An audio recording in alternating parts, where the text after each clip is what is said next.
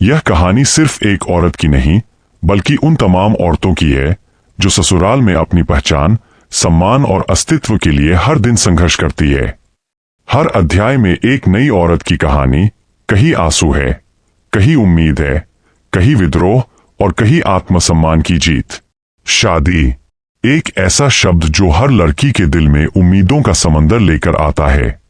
हर बेटी अपने सपनों का राजकुमार सोचती है और हर माँ उस राजकुमारी को अलविदा कहने की हिम्मत जुटाती है। आज उसी अलविदा का दिन है। राधा की शादी है, वो राधा जिसकी हंसी से घर गूंजता था। दरवाजे पर गाड़ी खड़ी है, माँ की आंखों में आंसू है, पिता का चेहरा मुस्कान में छिपा दर्द लिए हुए है, और राधा अपनी आंखों से वो आखिरी नजर घर पर डाल रही है। वो घर जहां उसने चलना सीखा, हंसना सीखा और अब छोड़ना सीख रही है। माँ रोते हुए, बेटी वहां सबका ख्याल रखना, ससुराल में सब अपने जैसे नहीं होते। राधा धीमे स्वर में, हाँ माँ, मैं सब संभाल लूंगी। उसकी आवाज में आत्मविश्वास था, पर आंखों में डर भी।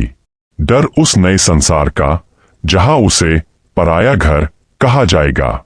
गाड़ी धीरे धीरे दूर जाती है। पीछे माँ की रुलाई, पिता का हाथ हिलाना और आसमान में गूंजते बादल जैसे कह रहे हों, हर बेटी एक दिन परिंदे की तरह उड़ जाती है, पर दिल के एक कोने में वही घर बस जाता है। राधा ससुराल पहुंचती है। नया घर, नए चेहरे, नए रिवाज। सास ने माथे पर तिलक लगाया, पर उनकी आंखों में अपनापन से ज्यादा उम्मीदों का बोझ झलक रहा था। सास, बहू, घर में हमारी इज्जत तेरे हाथ में है। काम में ढिलाई नहीं चलती। राधा धीरे, जी मां जी। वो जी जो उसने बोला, उसमें डर, सम्मान और असमंजस तीनों थे। उसे समझ नहीं आ रहा था, क्या ये घर उसका है या वो बस किसी और के नियमों में ढलने आई है। सुबह के 5 बजे से ही काम शुरू। ससुराल में मुस्कुराना भी एक फर्ज लगता था। पलंग के नीचे रखे छोटे से संदूक में उसने माँ की दी हुई चुनरी छिपाकर रख ली थी। हर रात वो चुनरी से आंखें पोंछती और धीरे से कहती, माँ मैं ठीक हूं। दिन हफ्ते में बदल गए, हफ्ते महीनों में। राधा अब घर की जिम्मेदारियों में रम गई थी, पर उसके अंदर की राधा कहीं खोती जा रही थी। वो जो पहले जोर से हंसती थी, अब सिर्फ मुस्कुराती थी। वो जो बातें करती थी, अब बस जी मां जी तक सिमट गई थी। पति धीरे कोमल स्वर में, राधा तुम थक गई होन, थोड़ा आराम कर लो। राधा धीरे मुस्कुराते हुए, नहीं सब ठीक है, बस आदत डाल रही हूं इस नए घर की। उसके शब्दों में सब कुछ था, थकान भी, उम्मीद भी और एक अधूरी चाह भी। रात में छत पर बैठकर राधा आसमान देखती। वो तारा ढूंढती जो माँ कहती थी, वो तारा तेरी किस्मत का है, हमेशा तुझे देखेगा। उस रात उसने वही तारा देखा और पहली बार खुद से कहा, मुझे अब डरकर नहीं जीना है। अगर ये घर मेरा है तो मैं इसे अपनापन दूंगी। धीरे धीरे राधा ने अपनी पहचान बनानी शुरू की। वो बोलने लगी, मुस्कुराने लगी, और एक दिन सास ने पहली बार कहा, बहू तू सच में इस घर की लक्ष्मी है। राधा की आंखों में आंसू थे, पर इस बार वो आंसू दुख के नहीं, सम्मान के थे।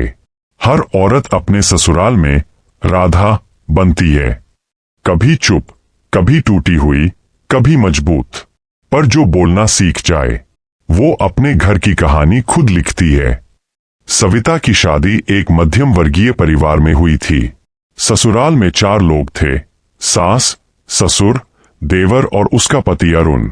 सब ठीक लग रहे थे, लेकिन पहले ही हफ्ते में सविता ने महसूस किया कि ठीक हमेशा अच्छा नहीं होता। वो सुबह से रात तक काम करती। घर के सब लोग बोलते, बहू ये कर दो, बहू वो कर दो। वो करती रहती, बिना सवाल, बिना शिकायत। पहले तो उसे लगा कि यह सब सामान्य है, हर लड़की को ससुराल में मेहनत करनी पड़ती है। लेकिन धीरे धीरे उस मेहनत के पीछे की मांग बदलने लगी। अब लोग सिर्फ काम नहीं बल्कि उसकी चुप्पी से उम्मीद करने लगे। गलती कोई और करे, डांट उसे मिले। खाना थोड़ा नमकीन हो जाए तो गुस्सा उस पर। कपड़ा ठीक से न सूखे तो ताना, तेरी माँ ने कुछ नहीं सिखाया क्या।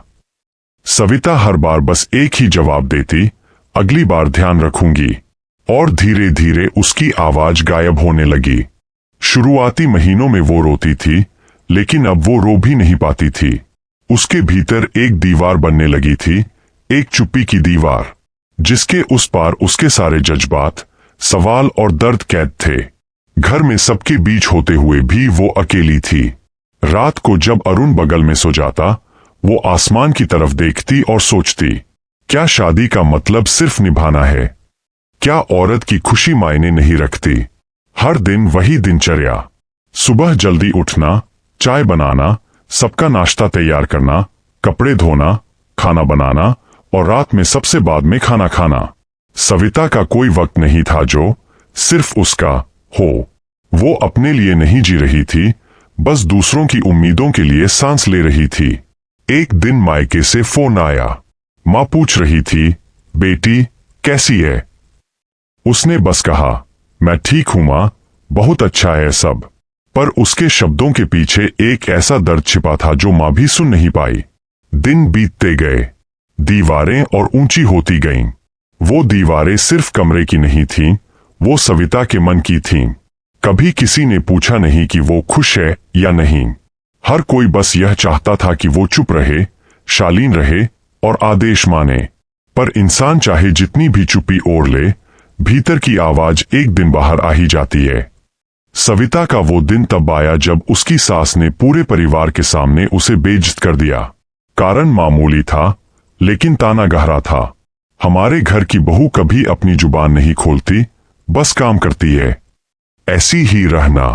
उस पल सविता ने पहली बार खुद को महसूस किया, क्या मैं सिर्फ काम करने वाली बहू हूं? क्या मेरे जज्बात, मेरे सपने कुछ मायने नहीं रखते? उस रात उसने घंटों खुद से बातें की। सालों की चुप्पी उसके गले में अटक गई थी। उसे लगा, अगर आज नहीं बोली तो शायद कभी नहीं बोल पाएगी। अगली सुबह उसने वही किया जो किसी ने नहीं सोचा था। वो रसोई में नहीं गई। उसने अपनी पसंद की साड़ी पहनी, बाल खोले और बाहर बरामदे में बैठ गई। सास ने देखा तो चौंक गई, लेकिन सविता की आंखों में जो शांति थी वो अजीब सी थी। सविता ने पहली बार खुद को देखा था। उसने खुद से कहा, अब और नहीं, अब मैं अपनी चुप्पी को अपनी कैद नहीं बनने दूंगी। उसने धीरे धीरे अपने पति से बातें शुरू की। पहले वो चौंका, फिर समझा कि यह वही सविता नहीं है जो सालों से बस हाँ में सिर हिलाती थी। अब वो अपनी राय देती थी, विरोध करती थी, सवाल पूछती थी। धीरे धीरे घर के सब लोग उसे नए नजरिए से देखने लगे। कभी विरोध हुआ, कभी गुस्सा, लेकिन सविता अब नहीं टूटी। वो जान गई थी, अगर औरत चुप रहे तो दुनिया उसे मिटा देती है, और अगर वो बोल दे तो दुनिया उसे पहचान लेती है। समय बीतता गया। सविता ने अपने लिए थोड़ी थोड़ी जगह बनानी शुरू की। वो घर का सारा काम करती रही, लेकिन अब अपने सम्मान के साथ। उसकी आवाज अब हर कमरे में गूंजती थी, कभी मीठी, कभी सख्त, लेकिन अब जिंदा। एक दिन शाम को बरामदे में बैठी वो चाय पी रही थी। हवा चल रही थी। उसे लगा जैसे वो हवा उसकी दीवारों को धीरे धीरे गिरा रही है। उसकी चुप्पी की दीवार अब टूट चुकी थी। वो आजाद थी, अपने शब्दों में, अपने फैसलों में, अपने अस्तित्व में। उसने आसमान की ओर देखा और मुस्कुरा दी, क्योंकि अब उसे पता था, औरत जब बोलना सीख जाती है तो कोई दीवार उसके आगे टिक नहीं सकती। रुक्मिणी की शादी गांव के एक संभ्रांत लेकिन परंपरावादी परिवार में हुई थी। घर बड़ा था, आंगन विशाल, दीवारों पर पुरानी तस्वीरें टंगी हुई थीं, जिनमें हर औरत सिर झुकाए, घूंघट में ढकी नजर आती थी। यह वही परंपरा थी जिसे इस घर की पहचान कहा जाता था। रुक्मिणी पढ़ी लिखी थी, शहर में कॉलेज की डिग्री ली थी, पर शादी के बाद उसने घूंघट में वो किताबें, वो सपने और वो आजादी सब पीछे छोड़ दी। घर में एक नियम था, बहू की आवाज सिर्फ रसोई तक। वो घर के काम में व्यस्त रहती, पर मन उसका कहीं और भटकता रहता, जहां किताबें थीं, चर्चाएं थीं और खुद की पहचान थी। हर सुबह रुक्मिणी उठती, चूल्हे में आग जलाती और सोचती, क्या यही है जीवन का अर्थ? क्या हर औरत को अपनी सोच पर पर्दा डाल देना चाहिए? दिन बीतते गए। उसका पति अजय शहर में नौकरी करता था। ससुराल में ज्यादातर समय सास और 2 देवरों के साथ गुजरता था। सास परंपरा की पक्की थी, उन्हें पसंद नहीं था कि बहू बहुत बोले या किसी से विचार साझा करे। हमारे घर की बहुएं बस करती है, बोलती नहीं। ये वाक्य रुक्मिणी के कानों में हर रोज गूंजता था। रुक्मिणी का एक ही साथी था, उसका छोटा देवर गोपाल। वो स्कूल में पढ़ता था और अक्सर उससे होमवर्क में मदद मांगता। रुक्मिणी जब उसे पढ़ाती तो उसके अंदर की टीचर जिंदा हो उठती। कभी कभी वो सोचती, काश मैं भी किसी स्कूल में पढ़ा पाती, काश मेरी पढ़ाई किसी को काम आती। धीरे धीरे वो घर के बच्चों को पढ़ाने लगी। पड़ोस की महिलाएं कहने लगीं, रुक्मिणी बहुत समझदार है, हमारे बच्चों को भी पढ़ा दो। सास को यह पसंद नहीं था। उन्हें डर था कि अगर बहू की बात समाज में फैली तो घर की मर्यादा टूट जाएगी। एक दिन सास ने सख्ती से कहा, बहू, पर्दे में रहना हमारे घर की इज्जत है, ये पढ़ाने लिखाने का शौक छोड़ दो। रुक्मिणी चुप रही, पर अंदर कुछ बदल गया। उसने पहली बार महसूस किया कि पर्दा सिर्फ चेहरे पर नहीं था, वो सोच पर भी था, सपनों पर भी, आत्मा पर भी। रात में उसने आईने में खुद को देखा। घूंघट में ढका चेहरा उसे अनजाना लगा। वो अपने आप से बोली, अगर मैं खुद को नहीं पहचानूंगी तो कोई मुझे क्यों पहचानेगा? उस रात उसने फैसला लिया, वो अब सिर्फ घर की बहू नहीं रहेगी, वो गांव की बेटियों की दीदी बनेगी। अगले दिन उसने आंगन में चटाई बिछाई और कुछ बच्चों को पढ़ाने लगी। शुरुआत में 2 बच्चे आए, फिर 5, फिर पूरा मोहल्ला। लोगों ने ताने दिए, पर बच्चों की मुस्कान ने उसे ताकत दी। धीरे धीरे वो घूंघट वाली बहू अब गांव की शिक्षिका बन गई। अजय जब शहर से लौटा तो सब देखकर हैरान रह गया। उसकी पत्नी, जो पहले पर्दे के पीछे छिपी रहती थी, अब सामने खड़ी थी, आत्मविश्वास से भरी, आंखों में चमक लिए। गांव की औरतें उसे देखकर कहतीं, दीदी, हमने सोचा नहीं था कि कोई बहू ऐसे भी बदल सकती है। रुक्मिणी अब हर महिला को कहती, पर्दा अगर सम्मान का है तो ठीक, पर अगर वो तुम्हारे सपनों को कैद कर दे तो उसे हटाना जरूरी है। समय के साथ उसका छोटा सा स्कूल गांव का पहला महिला शिक्षा केंद्र बन गया। लड़कियां वहां पढ़ने आने लगीं और धीरे धीरे गांव का माहौल बदलने लगा। जहां पहले औरतों की हंसी को भी दबाया जाता था, अब वही औरतें खुलेआम बोलती, हंसती और सपने देखती। एक दिन सास भी उसके पास आईं। उनकी आंखों में नम्रता थी। उन्होंने कहा, बहू, तूने हमें गलत नहीं किया, तूने तो हमारे घर की असली इज्जत बढ़ाई है। रुक्मिणी ने उनके पैर छुए और बस मुस्कुरा दी। वो मुस्कान अब पर्दे के पीछे नहीं थी, वो आजादी की थी। अब वो वही औरत थी जो एक वक्त में सिर्फ रसोई की खामोशी में जीती थी, लेकिन अब उसकी आवाज पूरे गांव में गूंजती थी। रुक्मिणी ने साबित कर दिया कि पर्दा कभी किसी की शक्ति नहीं छिपा सकता, अगर औरत खुद उसे उठाने का साहस कर ले। नीला की शादी शहर के एक आधुनिक परिवार में हुई थी। पहली रात से ही उसे एहसास हुआ कि यह घर उसकी उम्मीदों जैसा नहीं था। पति रोहन नौकरी में व्यस्त था, वह शाम को भी देर से आता। घर के बाकी सदस्य थोड़े उदासीन, थोड़े सख्त थे। शुरुआत में नीला ने सोचा, सब ठीक होगा, बस थोड़ा समय चाहिए। वो घर के काम में लगी, अपने कमरे को सजाया, हर चीज में अपना प्यार डाला। लेकिन धीरे धीरे उसे एहसास हुआ कि प्यार और देखभाल सिर्फ किताबों में और टीवी में ही होता है। इस घर में लोग उसे सिर्फ किसी की पत्नी और घर की बहू मानते थे।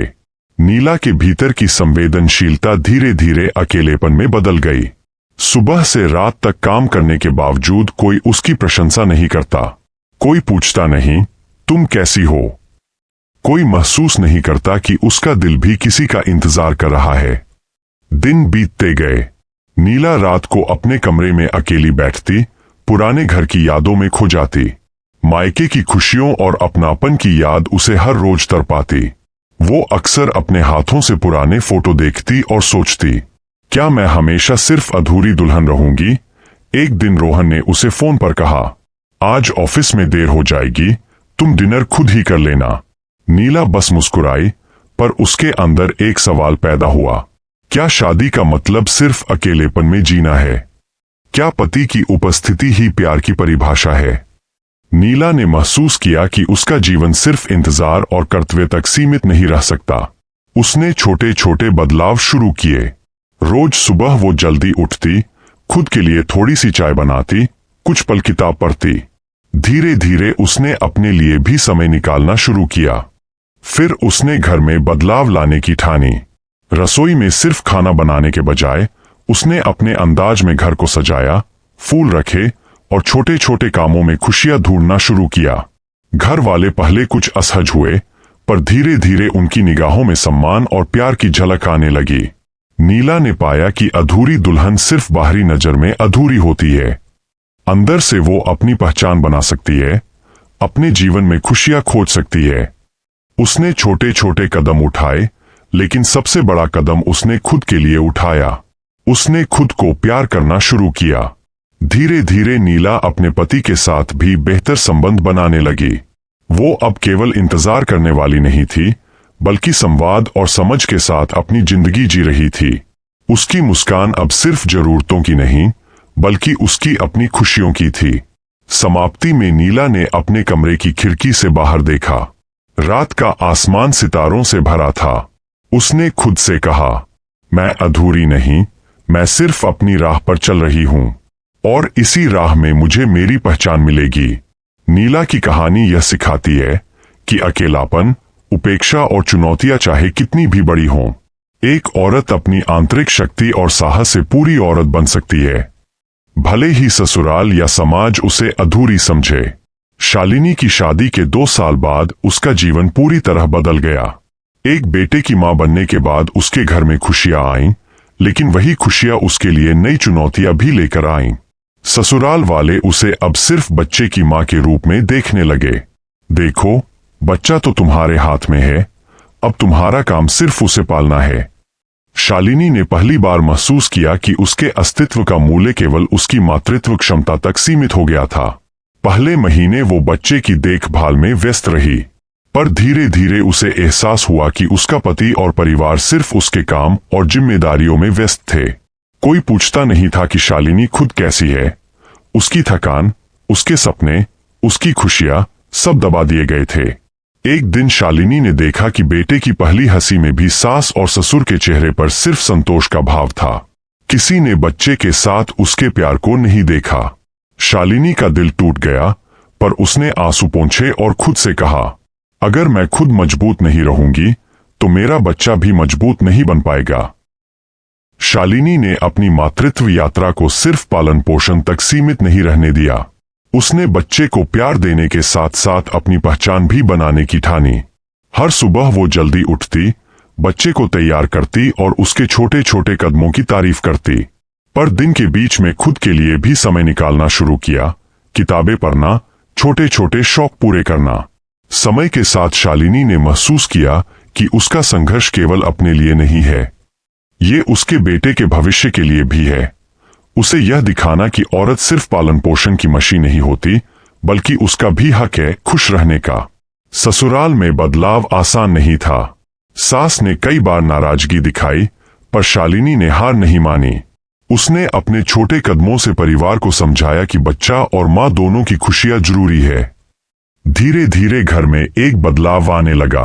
पति ने पहली बार बच्चे की देखभाल में शालिनी की मदद की। सास ने भी धीरे धीरे उसकी अहमियत समझी। घर की दीवारें अब सिर्फ आदेश देने वाली नहीं थीं, बल्कि प्रेम, समझ और सहयोग से भरी हुई थीं। शालिनी की सबसे बड़ी जीत तब हुई जब उसका बेटा पहली बार अपने छोटे हाथों से उसका हाथ पकड़ा और मुस्कुराया। उस मुस्कान में सिर्फ बच्चे का प्यार नहीं था, बल्कि उसकी मेहनत, उसकी लड़ाई और उसकी मां होने की शक्ति की पहचान भी थी। शालिनी ने खुद से कहा, एक मां सिर्फ बच्चे की मां नहीं होती, वो खुद की भी मां है, खुद की खुशियों की भी संरक्षक है। और मैं अपनी लड़ाई कभी नहीं छोड़ूंगी। शालिनी की कहानी यह दिखाती है कि मातृत्व में संघर्ष, सामाजिक दबाव और अपार जिम्मेदारियां हो सकती है, पर एक मां की आंतरिक शक्ति और हिम्मत उसे सिर्फ एक महिला नहीं बल्कि एक योद्धा बनाती है। रूपा की शादी के बाद उसका जीवन शहर के एक व्यस्त परिवार में बदल गया। ससुराल का घर बड़ा था, साफ सुथरा और आधुनिक, लेकिन उसके लिए यह घर कभी अपने मायके जैसा नहीं हो सकता था। शादी के पहले कुछ महीने उसने सोचा कि सब ठीक होगा। पति रोहन का व्यस्त काम और परिवार की अपेक्षाएं उसे कभी कभी थका देती थीं, लेकिन रूपा ने खुद को भालने की कोशिश की। वो हर सुबह उठती, नाश्ता तैयार करती, कपड़े धोती और बच्चों की देखभाल में व्यस्त रहती। लेकिन उसके दिल में एक खालीपन था, वो खालीपन जो सिर्फ मायके की यादों से भर सकता था। रूपा हर शाम अपने कमरे की खिड़की से बाहर देखती। शहर की हलचल, गाड़ियों की आवाज और लोग जल्दी जल्दी काम में जाते हुए उसे याद दिलाते थे कि उसका घर अब उसका नहीं है। वो अपने माता पिता की मुस्कान, भाई बहनों की हंसी और माँ की लोरी की यादों में खो जाती। एक दिन रूपा ने अपने फोन में पुराने फोटो देखे, शादी से पहले की तस्वीरें, परिवार के त्योहार, माँ के हाथ का खाना और बचपन के खेल। आंखों में आंसू थे, लेकिन हौसला भी। उसने खुद से कहा, मुझे मायके की याद आती है, पर मैं इसे अपने भीतर दबाकर नहीं रख सकती। मैं अपनी खुशियों को भी उसी तरह खोज सकती हूँ जैसे मैंने पुराने दिनों में खोजा था। रूपा ने छोटे छोटे कदम उठाने शुरू किए। सुबह जल्दी उठकर थोड़ी देर योग और ध्यान करती, छोटे शौक पूरे करती, किताबें पढ़ना, पेंटिंग करना या गार्डन में फूल लगाना। धीरे धीरे उसे एहसास हुआ कि मायके की यादें केवल अतीत का सुख नहीं, बल्कि अपने लिए समय बनाने की प्रेरणा भी देती है। एक दिन पड़ोस की महिला ने उससे कहा, रूपा, तुम्हारे घर के काम में कोई कमी नहीं है, फिर भी तुम हमेशा खुश रहती हो। रूपा मुस्कुराई और भीतर से जवाब दिया, खुशी दूसरों के सहारे नहीं मिलती, इसे अपने भीतर ढूंढना पड़ता है। समय के साथ रूपा ने महसूस किया कि मायके की यादें उसे कमजोर नहीं करती, बल्कि उसे अपने अस्तित्व की ताकत देती है। हर याद, हर लम्हा उसे सिखाता कि घर कहीं भी हो, खुशियां और अपनापन अपने आत्मसम्मान और सोच में ही पनपते हैं। रूपा ने धीरे धीरे अपने लिए और भी गतिविधियां शुरू कीं। छोटे बच्चों को पढ़ाना, घर की सजावट, पड़ोस की औरतों से मेलजोल। वो सिर्फ ससुराल की दुल्हन नहीं थी, बल्कि समाज की एक सशक्त महिला बन रही थी। शाम को जब वह छत पर बैठकर दूर के आसमान को देखती, तो महसूस करती कि उसकी यादें अब केवल दुहक की नहीं, बल्कि शक्ति और प्रेरणा की भी है। उसने अपने भीतर यह फैसला किया, मायके की यादें हमेशा रहेंगी, पर अब मैं अपने घर और अपने जीवन को पूरी तरह जीऊंगी। रूपा की कहानी यह सिखाती है कि अकेलापन और यादें चाहे कितनी भी तंग करें, अगर औरत खुद को पहचान ले और अपने लिए जीवन बनाए, तो वो किसी भी स्थान पर खुश रह सकती है। सुनीता की शादी एक